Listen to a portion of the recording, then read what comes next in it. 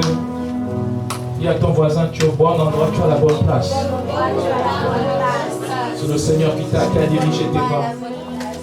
Amen. Nous sommes au deuxième culte. Alléluia. Nous sommes au deuxième culte. Gloire à Dieu. Le premier culte, 10h30, 12h30. Ce deuxième, 15h. Et nous espérons 16h30. C'était un moment de gloire. Alléluia. Et nous prêchons en ce moment sur le thème né pour briller. Dis à ton voisin, tu es né pour briller. Est-ce que tu peux conjuguer avec moi? Je brille. Tu brilles. Regarde quelqu'un de te dit, tu brilles. Regarde une femme, elle dit, elle brille. Regarde un homme et dit, il brille. Regarde, nous devons le dire ensemble, nous brillons. Amen. Vous ici, regardez cette rangée et dites, vous brillez. Vous ici, regardez cette rangée et dites, vous brillez. Amen. Nous sommes nés pour briller. Et donc ça fait plusieurs services que nous tenons sur ce thème. Et ce matin, j'abordais 50 points, 50 signes qui montrent que tu ne brilles pas comme Dieu veut que tu brilles. 50 points. J'ai juste abordé environ 24 points. Cet après-midi, j'espère aborder encore la suite. Parce que, en réalité, il faudrait quoi? Un diagnostic qui soit fait. Et derrière tout diagnostic, il y a toujours une solution. Quand vous allez voir le médecin, il vous dit par exemple, vous avez tant de température. Et puis si ça dépasse 40, par exemple, on dit c'est de la fièvre quoi. Et puis là on vous donne du Doliprane. Eh bien, la Bible c'est plus que du Doliprane. Amen. Il y a des solutions, des solutions. Amen. Mais avant d'arriver à la solution, comment briller comme Dieu veut que nous brillions? Il faudrait regarder qu'est-ce qui se passe. Est-ce que nous brillons déjà comme Dieu veut que nous brillions? Et ce matin, nous avons abordé quelques points, comme par exemple la vie spirituelle, la vie de prière. Si nous n'avons pas une vie de prière exemplaire, eh bien, nous ne brillons pas comme Dieu veut que nous brillions. Certainement que nous brillons, mais pas comme Dieu veut vraiment. La volonté de Dieu n'est pas ici en évidence. J'aimerais revenir un peu sur un aspect. Pourquoi nous devons briller? Alléluia. Ou compléter ce qui a été déjà dit ce matin.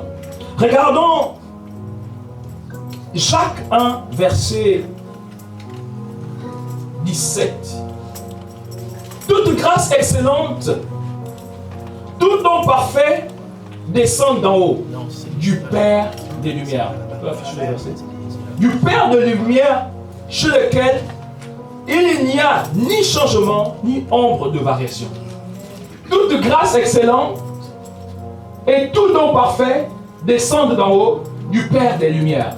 Vous n'avez pas remarqué quelque chose? Dieu est le Père des Lumières. Il est le Père des Lumières. Regardez, le français est quand même clair. Hein? On n'a pas dit il est le Père de la lumière. Il est le Père des Lumières. Ça veut dire que les lumières sont des personnes. Ou encore des esprits. Alléluia. Oui. Ici, il est le Père des Lumières. Et si tu veux savoir de quelle lumière il s'agit, nous allons basculer encore dans un autre verset que nous lisons dans le livre de Matthieu.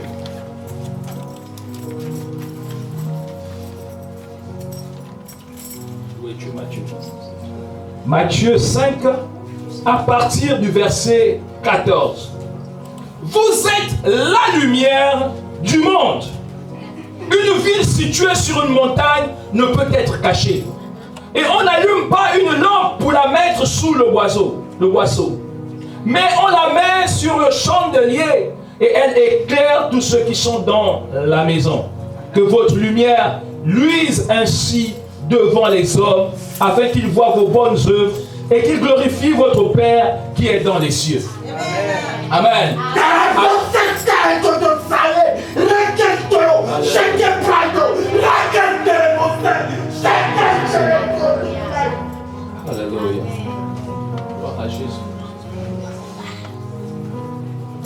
veux savoir qui est cette lumière? Sache que cette lumière, c'est toi. Regarde ton voisin et dis, le Seigneur est le Père des lumières et cette lumière, c'est toi. Amen. Ah oui, tu es la lumière du monde.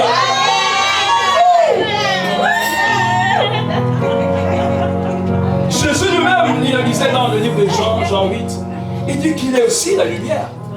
Amen. Et quand on dit d'ailleurs même Jean, le premier verset, au commencement était la parole était avec Dieu, la parole était Dieu. Et il nous dit que cette parole est venue, n'est-ce pas? Ah oui, on va le lire ici. Et la parole était avec Dieu, la parole était Dieu. Ensuite, qu'est-ce qui s'est passé? Oh, sinon j'irai plus vite que votre logiciel. Je connais par cœur ce verset. Elle était au commencement avec Dieu. Et ensuite, toutes choses ont été faites par elle. Et rien de ce qui a été fait sans elle. Ensuite, en elle était la vie. Et la vie était la lumière des hommes. Alléluia. En cette parole était la vie. Et la vie était la lumière des hommes. Amen. Regardez la suite. Cette lumière-là qui luit dans les ténèbres. Et les ténèbres ne l'ont point reçu. Écoutez, c'est normal que les ténèbres ne puissent pas recevoir la lumière. Parce que la lumière et les ténèbres ne peuvent pas cohabiter. Soit les ténèbres sont là et les ténèbres se convertissent en lumière. Ça, c'est peut-être possible hein, dans une certaine dimension. Mais écoutez-moi bien, tout ce qui est lumière est lumière. Amen. Là où il y a les ténèbres, lorsque la lumière vient, elle luit toujours. Et c'est ce qui est écrit. La lumière luit dans les ténèbres et les ténèbres ne l'ont pas reçu. Lorsque Jésus est arrivé, on ne l'a pas reçu. Oui, parce que c'est lui cette lumière. Cette lumière qui au commencement, quand on dit dans Genèse, que Dieu dit que la lumière soit, et la lumière fut. Amen. On retrouve cette lumière ici. Lorsqu'elle est venue parmi les siens, d'ailleurs c'est la suite, les siens ne l'ont pas reçue. Est-ce qu'on peut lire cette suite-là? Il y a un homme envoyé de Dieu, son nom était Jean. Hein? Oui, la suite, il n'était pas de cette lumière. Il vient pour servir de témoin pour rendre témoignage à la lumière, afin que tous ceux qui cruent par lui, il n'était pas la lumière. Oh, ça se peut, on dirait. Mais il parut pour rendre témoignage à la lumière. Amen. Regardez, c'est bizarre, hein? Mais arrêtons-nous un peu là. On dit que Jean n'était pas la lumière. Mais il est venu pour rendre témoignage à quoi? À la lumière. Ok? Mais pour toi, on dit que toi, tu es la lumière. Amen. Autrement dit, tu as reçu ce qu'on appelle un transfert de grâce et de puissance. Amen. Le Seigneur est venu te conférer, te déléguer son pouvoir. Jean aussi avait la lumière en lui, mais il n'était pas la lumière des lumières. Amen. Amen. Mais toi, écoute-moi bien, tu es à l'image, à la ressemblance de Christ. Christ a tout donné. Il a investi en toi. Et c'est pourquoi tu es né pour briller. Tu es né pour rayonner. Alléluia. Nous lisons dans ce texte de Matthieu 5, à partir du verset 16, que votre lumière luise ainsi devant les hommes, afin qu'ils voient vos bonnes œuvres et qu'ils glorifient votre Père qui est dans les cieux. Amen. Pour que vous ayez cette lumière, dans le verset précédent de Jean, on dit, mais à tous ceux qui l'ont reçu, à ceux qui croient en son nom, elle, parlant de la lumière, a donné le pouvoir, parlant de la parole, a donné le pouvoir de devenir enfants de Dieu, qui sont nés ni de la chair ni du sang, mais qui sont nés de la volonté de Dieu. Amen. Amen. Donc quand Christ vient dans ta vie, il fait une transformation qu'on appelle la métanoïa. Il te transcende, il te reforme. Alléluia. Il te reformate. Alléluia. Il enlève ce qui n'est pas de lui en toi. Et il vient et maintenant, cette lumière qui est pleine en lui descend en toi. Alléluia. C'est pourquoi tu ne dois pas avoir peur partout où tu pars. Là, tu dois marcher avec assurance. Parce que même s'il y avait des ténèbres sur ton chemin, la lumière que tu portes sera obligée de secouer, alléluia, de dissiper ces ténèbres. La base de toute chose, c'est la connaissance de son identité spirituelle. La problématique que nous avons, c'est que certains brillent, mais d'autres ne brillent pas. Vous le savez ou pas? Il y en a qui brillent, mais il y en a qui ne brillent pas. Il y en a qui brillent avec une forte intensité, mais d'autres qui ne brillent pas avec une forte intensité. Et dans ce message, je suis en train de vous montrer pourquoi. Parce que la volonté de Dieu, c'est que nous brillons avec une forte intensité. Comme l'étoile de Jésus qui pouvait briller et attirer, hein, n'est-ce pas? Diriger des personnes vers au travers de cette étoile, vers lui. Nous devons briller. Oh, merci Seigneur. Merci Jésus. Nous allons ouvrir un verset que l'on trouve dans 1 Corinthiens 15 à partir du verset 40. 1 Corinthiens 15, verset 40.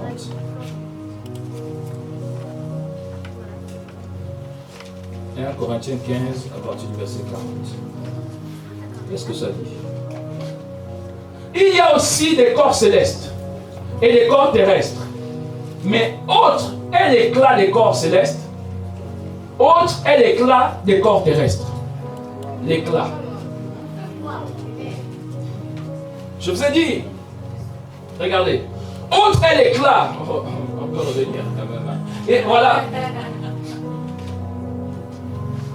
Autre est l'éclat des corps célestes, autre est l'éclat des corps terrestres. Écoutez, il y a une différence d'éclat entre les corps célestes et les corps terrestres.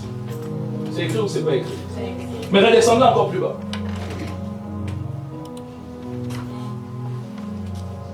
Autre est l'éclat du soleil, autre est l'éclat de la lune. Et autre l'éclat des étoiles. Même une étoile diffère en éclat d'une autre étoile. C'est ça la problématique. Pourquoi certains brillent avec un certain niveau d'éclat et pas d'autres? Mais c'est un constat général ici, dans ce texte. Autre, même, c'est la conclusion même. Même une étoile diffère en éclat d'une autre étoile. Autant que nous sommes, nous ne brillons pas de la même manière. Et ça, c'est lorsque nous avons commencé à comprendre pourquoi. Alors que nous sommes tous fils de Dieu, nous sommes tous, n'est-ce pas, les fils du Père, le Père des Lumières. Alors, en théorie, nous devions briller avec la même intensité, de la même manière. Mais le constat est clair ici. On constate que l'éclat est souvent différent. Mais c'est parce que certains ne s'appliquent pas une certaine rigueur dans les Écritures, dans la méditation de la parole, dans la relation avec le Saint-Esprit. Déjà cela, sur ce fondement, vous créez la différence. Une personne qui a une vie de prière, une autre qui n'en a pas, vous n'aurez pas le même éclat. Une personne qui a la communion avec le Saint-Esprit, qui ne fait que qui ne pose que des actions inspirées par le Saint-Esprit, je vous rassure, n'aura pas les mêmes résultats qu'une personne qui fait les choses à sa manière. Amen. Je vous prends un exemple précis. Lot et Abraham, ils vont se disputer, n'est-ce pas? Et à partir de là, qu'est-ce qui va arriver? Une séparation. Mais avant la séparation, ils vont aller vers une vallée, n'est-ce pas? Et chacun va devoir choisir son territoire. L'autre va choisir son territoire. Il va choisir même le plus beau territoire du point de vue, on peut dire, physique. Hein? Quand il regarde dans l'apparence, non, ça c'est le plus beau territoire. La verdure est verdoyante, c'est magnifique, etc. quand il va faire le choix. Et ce territoire-là va s'étendre jusqu'à Sodome et Gomorrhe.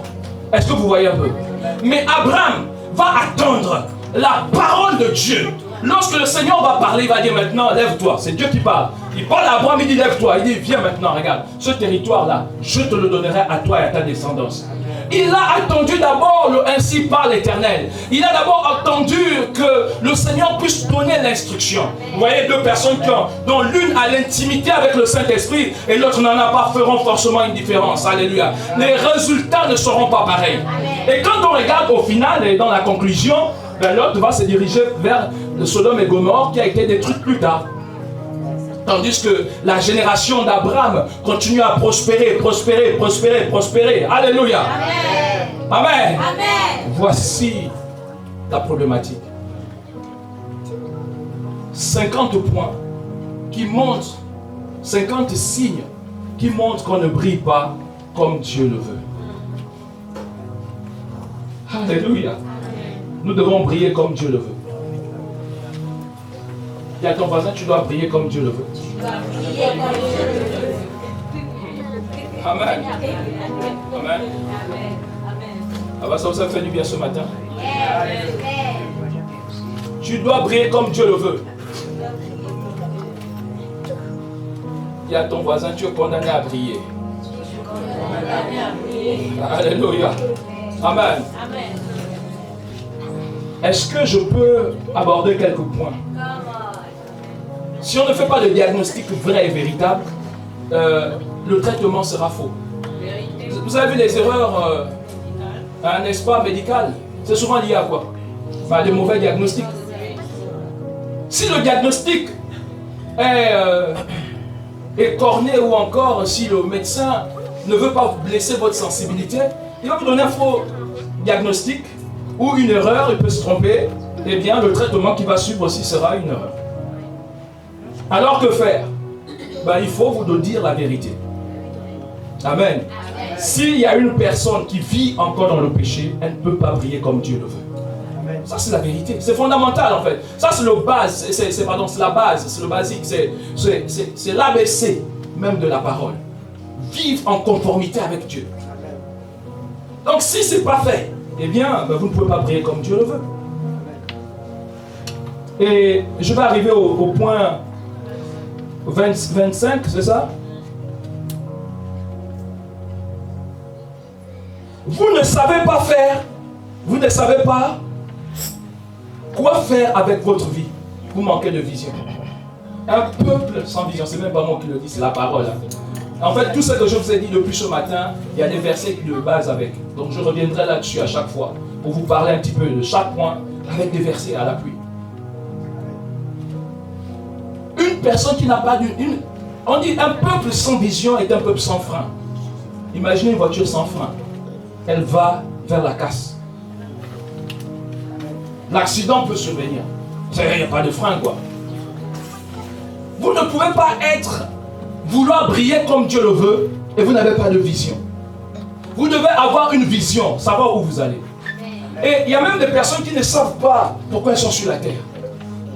C'est pourquoi très souvent, certaines peuvent avoir des idées suicidaires. En disant, bon, non, moi ça, non, je préfère même mourir. Non. Si tu savais que ta vie a de la valeur auprès de Dieu, tu ne devais même pas y penser. Tu dois briller comme Dieu le veut. Et pour cela, tes idées, tu dois avoir une pensée divine. Tu dois avoir une vision de ta vie.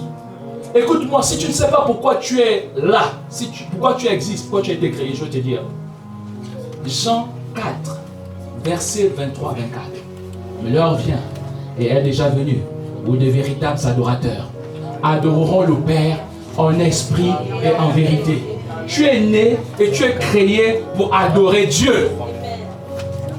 Et si tu es sur cette terre, c'est pour apprendre à l'adorer. Parce que plus tard, au ciel, tu seras un grand adorateur également. Amen. Tu es né pour l'adorer, pour le célébrer. Ta vie est une marque de... C'est ce que vous affichez? L'heure vient, elle est déjà venue, où des vrais adorateurs adoreront le Père en esprit et en vérité. Car, voilà, point virgule, car Car ce sont là les adorateurs que le Père demande. Et tu fais partie de cette génération d'adorateurs. Donc si tu ne sais pas ce que tu fais sur la terre, laisse-moi te dire, tu es là pour adorer Dieu. Tu dois avoir une vision pour ta vie. Tu fais du surplace sur ta vie. Si tu fais du surplace, au point 26, si tu fais du surplace dans ta vie, du surplace c'est quoi? C'est la stagnation. Le soleil levant au soleil couchant, tu es face au même défi, au même problème. C'est que tu ne brilles pas comme Dieu le veut. Identifie ce qui fait que tu marches comme dans cette forme de stagnation, où les choses ne progressent pas. Ben en fait, c'est toujours, d'ailleurs même, j'ai dit jour à jour, c'est pire que ça, c'est parfois année après année. Tu traînes les mêmes difficultés depuis des années. À un moment donné, arrête-toi, fais un point, un bilan, regarde la situation et dis, Seigneur, ça suffit, je ne veux plus cela dans ma vie.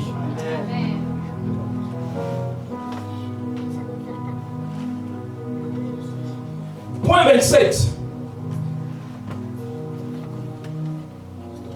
Tu sombres facilement au lieu de surmonter les obstacles. Qui t'a dit que la vie est facile? Il y a des obstacles, mais il faut apprendre à les surmonter. Et il faut savoir les surmonter. Et il faut les surmonter. Notre verset de base cette année, c'est le psaume 60, verset 14. Avec Dieu, nous ferons des exploits. Point virgule, il écrasera nos ennemis. Autrement dit, il va enlever tous les obstacles qui sont sur le chemin. Et il va nous permettre d'avancer. Ça, c'est avec Dieu. Quel que soit l'obstacle qui se livre sur ton chemin, tu ne dois pas t'arrêter. Tu dois croire en Dieu, tu dois te lever. Tu dois faire comme David face à Goliath. Toi, tu viens avec tes lances et tes javelots. Moi, je viens contre toi au nom de l'Éternel des armées. Certains demandent que ce jeune, n'est-ce pas, qu'on pouvait négliger. David n'avait que de petites pierres. Mais ces pierres-là sont devenues, n'est-ce pas, ces pierres qui ont terrassé un géant. Alléluia. Cette pierre que les bâtisseurs rejetaient, qui est devenue la principale de l'homme. Ça peut achever, alléluia, ça peut achever ce Goliath. Oui, oui. Aucun obstacle ne va se lever sur ton chemin. Mais vous savez, je vous ai dit, il faut apprendre à surmonter les défis, surmonter les challenges, surmonter les obstacles. David ne s'est pas présenté en public pour dire, moi je vais me battre contre Goliath comme ça. Non. Il s'est d'abord rassuré qu'il avait la capacité de le faire. Pour se rassurer de la capacité de le faire, si vous lisez son histoire, David était dans les champs. David était dans le lieu secret, le lieu où le monde ne pouvait voir, n'est-ce pas? Il était isolé.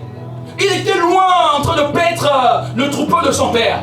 Mais quand il était loin, il apprenait à déchirer le lion, oui, à détruire le lion. Il apprenait à détruire l'ours, à tuer. Est-ce que vous comprenez un peu? L'ours, au point où il avait déjà appris, il avait eu certaines compétences. Beaucoup veulent être forts dans les combats en public. Mais est-ce que vous savez d'abord que la première chose avant même d'aller en public, c'est d'abord dans le secret. Développez d'abord votre intimité avec le Seigneur.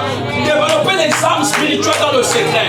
Un jour viendra, quand vous allez arriver devant le public, oh, le Seigneur va manifester sa gloire. Alléluia. Regardez maintenant notre Seigneur Jésus-Christ. Est-ce que vous savez qu'il avait des chances, il avait la possibilité de pouvoir terrasser le diable dans le lieu secret. Dans le désert, il y a eu la tentation pendant 40 jours. Il aurait pu finir avec lui là. Vous savez pourquoi il n'a pas terrassé Satan dans le désert? Qui le sait? Eh bien, c'est parce que vous et moi, nous n'étions pas là. Il n'y avait pas de témoin. Quand Dieu veut éclater sa gloire, quand tu veux, la gloire, c'est la lumière. Quand tu veux éclater, n'est-ce pas, sa lumière, quand tu veux montrer qu'il est le Seigneur des Seigneurs, le roi des rois, il va le faire devant le monde, devant le public. Alléluia. Je suis en train de te parler. Alléluia. Oui, c'est pourquoi plus tard il va dire, il a dépouillé l'acte des ordonnances qui subsistaient contre toi, tous ceux qui condamnaient. Il a montré ça publiquement, il a livré Satan publiquement, n'est-ce pas? C'est en public qu'il a triomphé. Alléluia. C'est en public que tu vas triompher. Mais sache d'abord, apprends à te préparer. Oui, il n'y a pas de réussite sans préparation. Oh, si j'avais le temps, je t'aurais parlé d'un message, la loi de la préparation. Aucun athlète ne réussit sans préparation. Aucun footballeur ne réussit sans préparation. Aucun boxeur, aussi grand qu'il peut être, costaud, avoir toute, n'est-ce pas, sa force, sa vie, il ne peut pas vaincre, gagner la bataille s'il n'a pas de préparation. Regarde d'abord aujourd'hui cet aspect dans ta vie. Tu dois surmonter les obstacles. Une fois, j'étais face à un obstacle. En fait, j'étais face à l'obstacle du permis de conduire. Eh bien, je me suis dit, il faut que je puisse l'avoir. Je me suis inscrit dans une auto-école par ici, et c'était en Angers. Puis, ça tardait, quoi. Puis, le professeur que j'avais, ça n'allait pas, quoi. Je me disais, mais non, il faut que je trouve une solution pour avoir plus rapidement ce permis de conduire. C'est alors que j'avais déjà le code, hein, j'avais obtenu le code. Mais on ne voulait pas me positionner pour l'examen, quoi. Et donc, et à chaque fois, je dépensais de l'argent pour faire des cours, etc. Je me disais, il faut que je contourne cet obstacle. Je viens de sortir un mot qui est le focus de ce que je suis en train de vous dire. Contourner. Il y a des moments où vous ne devez pas contourner. Vous devez affronter la montagne. Qui es-tu, montagne, devant moi? Assurément, tu seras rabaissé. Alléluia. Tu dois être face à la montagne, face à l'obstacle, affronte. Et puis moi, j'ai choisi de dévier. Le Saint-Esprit m'a parlé. Il m'a dit, ne fais pas ce que tu veux faire. En fait, ce que je voulais faire, c'était de voyager, repartir au Gabon, mon pays d'origine, et puis passer mon permis là-bas. Je sais qu'en 2 semaines, 3 semaines, c'est fait. Et je reviens, et puis voilà, je continue avec mon permis ici. Le Saint-Esprit m'a dit, fais pas ça. J'ai dit, oh Saint-Esprit, non, quand même là, non, il faut que... Non, moi je pense qu'il faut, parce qu'il y a besoin du permis, etc. Il m'a dit, non, affronte cette situation. Et puis vous savez, ce genre d'événement, c'est pour que le Saint-Esprit nous enseigne. Et moi, ça m'a beaucoup enseigné. Depuis ce jour, j'ai appris qu'en fait, quand je suis face à une montagne, il faut l'affronter. Parce que, vous savez, je suis parti, naturellement, je prends un billet. D'ailleurs, le coût du billet, c'était le coût déjà des cours que j'aurais pu passer ici. Donc, je me suis retrouvé sur place. J'ai fait, en 3 semaines, effectivement, j'ai gagné ce fameux grade, cet examen, j'avais mon permis, ouais. Sauf que je ne l'ai pas reçu, parce qu'il faut attendre la période, préparer administrativement ce permis. 1 an, 2 ans, 3 ans, 4 ans, 5 ans, 6 ans. C'est 6 ans après que j'ai eu ce permis. Et heureusement que quand je suis revenu en France, 1 mois après d'avoir passé ce permis, je suis reparti vers le Seigneur. J'ai dit, mais Seigneur, il n'y a pas toujours le permis. Tu sais que j'ai besoin même pour aller à l'église, pour amener les frères et sœurs à l'église quand même. Seigneur, il me dit, mais je t'avais bien dit, hein, ne voyage pas. Tu as voulu partir. Ah ben maintenant, tu dois assumer, quoi. Et puis je dis au Saint-Esprit, bon allez, pardonne-moi, qu'est-ce qu'on peut faire alors? Et puis le Saint-Esprit me dit, repars te réinscrire dans une autre école.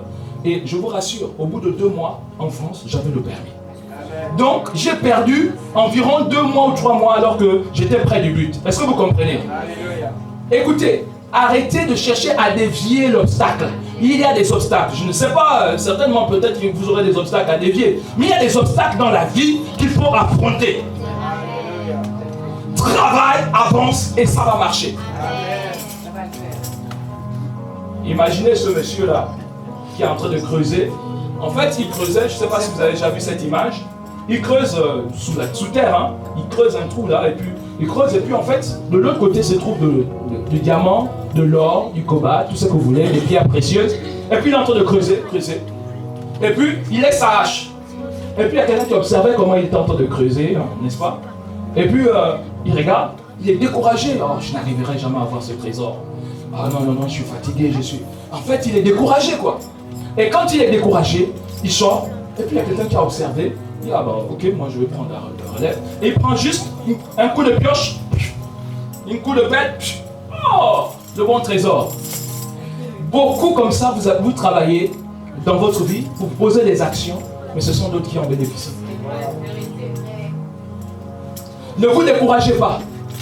Même si c'est dur, avancez. Tôt ou tard, ça va payer. Tôt ou tard, vous aurez la récompense. Dieu que nous servons est le rémunérateur des cieux et de la terre.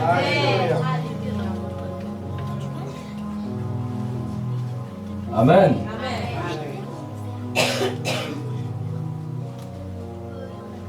Eh bien, tu ne donnes pas à Dieu. Ça, c'est un autre point. Tu ne donnes pas à Dieu. Quand tu ne sais pas, tu n'as pas la libéralité. Bah, tu ne rayonnes pas comme Dieu le veut. Tu dois donner de ta vie à Dieu. Tu dois donner de ton temps à Dieu. Et même tes dîmes et tes offrandes à Dieu. Amen. Oui. Lui-même, Dieu l'a montré. Jean 3, verset 16. Car Dieu a tant aimé le monde qu'il a donné. Il a donné. Lui-même, il a montré l'exemple. Et il a donné son Fils unique en sacrifice. Afin que quiconque croit en lui ne périsse pas, mais qu'il ait la vie éternelle. Lui-même, il a donné. Alors, et toi, tu dois donner. Donne à Dieu. Amen. Et donne autour de toi. Aie la générosité dans ton cœur. Donne. Il y a des gens, regardez, en période hivernale comme ça, il y a des gens qui ont froid. Donne ta couette. Bon, tu l'as déjà utilisé. 20 €. Allez, achète une couette. Va distribuer. Donne de ton manteau. Fais quelque chose qui te donne un peu un sens à la vie. Amen. Tu conserves trop pour toi. Pense aux autres. Il y en a qui sont dans le besoin. Une petite soupe, un petit café, ça peut faire du bien à quelqu'un. Au moins une journée, au moins 1 heure. Il pourrait être réchauffé. Mais toi, tu as le chauffage, lui, il n'en a pas. Quand tu veux te rassurer que tu brilles comme Dieu le veut, il va falloir donner à Dieu. Et quand on donne, on ne s'attend pas en retour. Amen. Ne donnez pas en vous entendant en retour. Donnez parce que vous avez le cœur à donner. Lorsque tu constates que tu as des problèmes avec les gens qui t'entourent, les amis, ta famille, ton travail, et même à l'église, le lieu de paix, tu viens encore, tu trouves encore, et quand même, tu crées encore des problèmes. Tu es une personne à problème. Non, c'est que tu ne rayonnes pas comme Dieu veut que tu rayonnes. Lorsque tu ne sais pas prendre des décisions ou t'entourer de bons conseillers, eh bien tu ne pries pas comme Dieu le veut. Pourquoi? Parce que la décision que tu vas prendre va un peu déterminer ce qui va se passer dans l'avenir. Beaucoup ont pris des décisions. D'ailleurs même, tous autant que nous sommes, le niveau où nous sommes dans notre vie dépend des décisions que nous avons prises hier. Si tu prends que des mauvaises décisions dans ta vie, je te rassure, tu n'auras que de mauvais résultats. Et donc si tu veux briller comme Dieu le veut, appuie-toi sur le Saint-Esprit. C'est le meilleur des conseillers. Il va te donner le conseil qu'il faut, l'orientation qu'il faut. Appuie-toi sur de bons conseillers, des joints de Dieu, qui ont la capacité de te dire non, n'y va pas, ça c'est pas bon, va plutôt dans ce sens. Amen. Apprends à faire de bons choix. Eh bien, tu ne brilles pas comme Dieu le veut lorsque tu aimes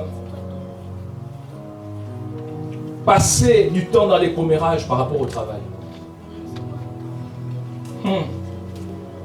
Tu passes du temps dans les commérages, tu ne travailles pas. Tu cherches toujours à savoir qu'est-ce qui se passe dans la vie de l'autre, etc. Mais tu ne brilles pas comme Dieu le veut. Il faut travailler. Amen. Et je vous ai parlé du travail ce matin. Je vous ai dit, il y a le travail auprès d'une tierce personne, une entreprise, etc. Mais aussi, vous pouvez développer de l'activité. Et vous ne pouvez pas vivre d'une seule source et dire que vous brillez comme Dieu le veut. Cette année 2023, vous devez bouger. Alléluia. Amen. Lorsque tu as beaucoup de projets, mais rien n'aboutit, eh bien, tu ne brilles pas comme Dieu veut. Tes efforts sont en vain, quoi. Beaucoup de projets, rien n'aboutit. Tu fais là, tu fais... Quand c'est comme ça, si tu vois un signe pareil, arrête-toi. Écoutez, un événement qui se reproduit 2 fois, le chiffre 2, je peux vous parler du chiffre 2 un moment? Vous voyez un événement qui se reproduit 1 fois, 2 fois, arrêtez-vous. Un événement, comment dirais-je, c'est pas bon quoi, vous savez que c'est pas bon, c'est pas glorieux quoi, arrêtez-vous. Même Pharaon a eu un songe. Il a vu qu'il y avait des vaches grasses et des vaches maigres. Vous connaissez, hein? Et il a vu des épis également, voilà. Mais 2 songes que le Pharaon avait eu. Lorsque Joseph est venu interpréter, il a dit, oh grand roi, si tu vois déjà que ça s'est produit 1 fois et ça s'est répété 2e fois, 2 fois, ça veut dire que c'est déjà arrêté. Parfois, on peut passer à côté d'une information, mais on ne s'en rend pas compte. Première chose, remarquons. Ça peut arriver 1 seule fois et puis c'est négatif, quoi, c'est maléfique. C'est pas bon, quoi, vous voyez? Mais parfois, mais 1 fois ça arrive. Vous intentez ce projet, ça n'a pas marché. Vous dites, bon, on va continuer. Deuxièmement, ce projet vous étiez même sur le point de signer un contrat qui vous vaut de l'or, quoi. Mais à l'instant où il fallait signer, ça ne marche pas. Mais arrêtez-vous quand même. Faites un point. Faites un point spirituel. Parce qu'il y a certainement des forces maléfiques qui sont en train de travailler pour vous empêcher d'avancer. Faites un point. Et peut-être ce n'est pas des forces maléfiques, ça peut être des compétences que vous n'avez pas. Renforcez ces compétences. Mais ne foncez pas comme ça. Un événement 1 fois, 2 fois. Non, il y a quelque chose qui ne va pas. Alléluia. Et c'est pourquoi votre travail, et vous faites beaucoup de projets, et ça n'aboutit pas, et puis vous continuez toujours comme ça. Non, faites un point. Par la prière, par la puissance de Dieu, vous pouvez briser les chaînes, amen, et avancer.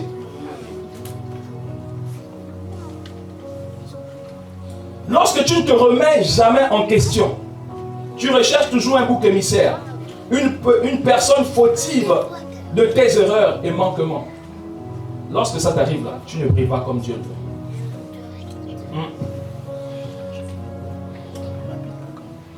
Arrête de chercher un fautif. Je ne suis pas avocat du diable. Moi, je dénonce les œuvres des ténèbres. Mais je vais vous dire ceci. Parfois, ce n'est pas Satan, le diable qui travaille. C'est toi-même. Oui. Petit truc, tu vas dire, c'est le diable, c'est le diable. Je ne suis pas son avocat, je ne suis pas là pour le défendre. Mais parfois, c'est toi-même. Tu poses des actions qui font en sorte que tu récoltes ce que tu as sémé. De toute façon, c'est la loi de la semence et de la récolte. Ce que tu sèmes, c'est ce que tu récoltes. Prends le temps de t'asseoir et réalise que tu es à l'origine des affres ou des conséquences de ce que tu as posé. Mais pourquoi tu veux toujours accuser? Parfois même, comme tu ne peux pas accuser, comme tu ne peux pas dire c'est au diable, tu vas dire c'est Dieu. Oh, Dieu m'a abandonné. Oh, Seigneur, etc. Mais non, ce n'est pas Dieu. C'est toi-même d'abord. Qu'est-ce que tu as eu à poser comme action? Réalise un peu que ce que tu as eu à faire n'est pas bon. Comme cette personne qui s'est livrée à la débauche dans sa vie, de manière volontaire, en justifiant, c'est parce que j'ai des problèmes financiers, etc. Donc je me livre à de la débauche. Mais plus tard, a eu des maladies sexuellement transmissibles. C'est le diable ou c'est Dieu? Ben, c'est toi-même. C'est toi-même. Il ne faut pas accuser le diable, il ne faut pas accuser Dieu. Prends le temps de souvent analyser. Assieds-toi et réfléchis. Pourquoi cette situation m'arrive? Et pose des actions qui vont te permettre d'atteindre les buts que Dieu a fixés. Veux-tu briller comme Dieu le veut? Fais d'abord ça. Fais un bilan sur ta vie. Alléluia. Amen. Fais un bilan sur ta vie. Fais une analyse. En philosophie, ils appellent ça l'introspection. C'est Socrate qui parle d'introspection. C'est-à-dire, regarde inside, au-dedans de toi. Prends un temps d'analyse un petit peu. Et après cela, fonce maintenant. Tu sais que ça, les actions que tu es en train de faire, ne sont pas conformes. Arrête. C'est simple. Tu sais que les décisions que tu es en train de prendre, ces décisions-là ne vont pas aboutir, mais ne les prends pas. Tu sais que ta manière de fonctionner aujourd'hui n'est pas conforme, 1, à la parole, 2, à même parfois la vie en société. Mais arrête. Sois responsable de tes actes. Et tu verras que tu vas briller comme Dieu le veut. Il n'est pas écrit quelque part que tu ne feras pas des erreurs dans la vie. Mais assume tes erreurs. Assume-les. Ne cherche pas. Oh, c'est mon grand-père. Ah, c'est ma tante. Ah, c'est ma... Non, c'est rien de tout ça. C'est toi-même. Assume ta vie. Prends de bonnes décisions. Et je crois qu'avec ça, il n'y a pas de raison que tu ne fasses pas des exploits. Cette année, le Seigneur nous dit qu'avec Dieu, nous ferons des exploits. La suite de ce message, je parlerai maintenant sur comment faire. On a planté le décor. Et je pense que quelques personnes peuvent se retrouver dans ce message. Vous savez qu'il y a quelque chose qui n'est pas... Non, je veux briller. Dis avec moi, je veux briller. Je veux briller. Comme Dieu veut. Comme Dieu veut. Dis encore, je dois briller. Je dois briller. Conformément à la volonté de Dieu. Tu dois briller conformément à la volonté de Dieu. Parce que vous avez vu, hein, les étoiles même entre eux-mêmes n'ont pas le même éclat. Mais toi, tu dois avoir l'éclat que Dieu veut. Si j'avais un dernier point, c'était de te dire,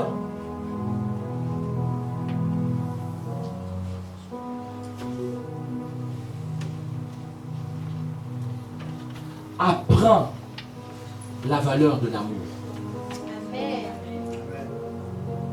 Apprends la valeur de l'amour.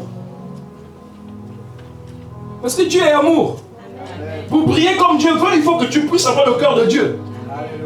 Parfois, tu as besoin du cœur de Dieu pour apprendre à supporter certaines situations.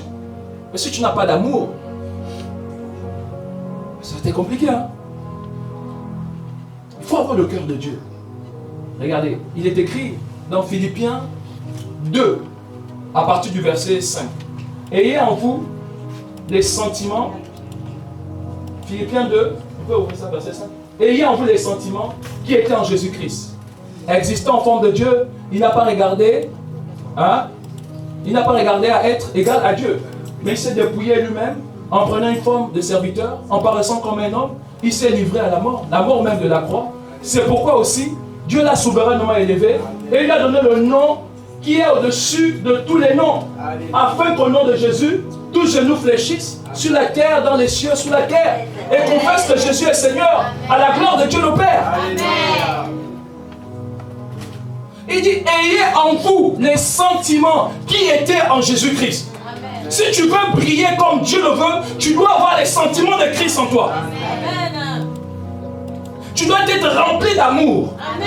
Il n'y a pas que l'amour comme sentiment, l'humilité. Oui. Le caractère de Christ en gros quoi. Oui. Tu dois avoir le caractère de Christ, l'humilité. Il était humble sur cette terre-là. Il nous a montré la valeur de l'humilité. Il nous a montré la valeur du leadership. Le plus grand, c'est le serviteur de tous. Il nous a montré à apprendre à laver les pieds des autres. Ah oui, oui. C'est le plus grand des actes qu'il a eu à faire. Laver les pieds de ses disciples. Montrer que la grandeur ne dépend pas d'un certain âge, mais ça dépend du service que tu rends aux autres. Alléluia. Tu dois avoir cela en toi. J'ai dit l'amour, l'humilité et la joie aussi. Amen. La joie du Seigneur est ma force. Amen. Même quand ça a l'air dur, tu dois marcher avec on va te dire, mais toi tu es toujours joyeux. Toi tu n'as pas de problème. Oui, je peux avoir quoi que ce soit, mais je sais une chose, ce qui me rend fort, ce qui me rend serein, c'est la joie de mon Dieu. Et ça, je ne troque pas ça avec la tristesse. Tu ne peux pas passer du temps tout le temps triste. Tout le temps tu es dans la tristesse. Comment? À un moment donné, ça peut devenir, vous savez, trop triste, ça crée le côté lunatique. Et après, plus on avance, plus tu rentres dans la dépression. Parce qu'en fait, tu génères ce qu'on appelle le cortisol. Et le cortisol, quand ça reste à un certain niveau, n'est-ce pas, ça se maintient. Et ça fait en sorte que, en fait, tu rentres dans ce qu'on appelle le stress chronique. Tous les jours, tu es face à cette situation et en fait, tu es mal, quoi. Tu es mal dans ton être entier. Écoute-moi, il vaut mieux troquer ta tristesse à la joie. Amen. Il vaudrait mieux de troquer ce sentiment de peine que tu as en toi à la joie. Parce que cette joie, la Bible déclare qu'un esprit abattu dessèche les eaux. C'est pas parce que, écoute-moi, il n'y a rien de nouveau sous le soleil, n'est-ce pas? C'est l'Ecclésiaste qui nous l'apprend. Il n'y a rien de nouveau sous le soleil. Maintenant, je vais te dire, les problèmes que tu peux rencontrer dans la vie, là, avant toi, il y a eu des gens qui l'ont eu. Et après toi, il y aura d'autres personnes qui auront ces mêmes problèmes. Il n'y a rien de nouveau sous le soleil. Amen. Oui, donc tu as besoin d'aller observer comment les autres ont fait pour sortir de cette situation et sort de cette situation. Décide, c'est une décision. Vous savez, avancer, c'est une décision.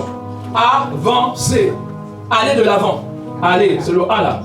Avant. Donc, tu vas décider de faire un pas. Et même si ce pas n'est pas un pas de géant comme je viens de le faire, même si c'est des petits pas, allez, on avance, allez, on pousse, on pousse, on pousse, on pousse. Ne reste pas statique. Ne dis pas, non mais, je comprends pas ma vie, c'est toujours pareil, ça ne bouge pas, c'est quoi ce malheur qui s'abat sur moi? Et tu le fais depuis des années. Tu râles, tu parles et tu pleures même parfois. Mais ça change quoi? Non. Mais quand tu te lèves maintenant pour poser des actions claires et précises, et c'est alors que tu vois le changement. Que faire alors? Mais travaille et avance. Amen. C'est le message du Seigneur. Alléluia.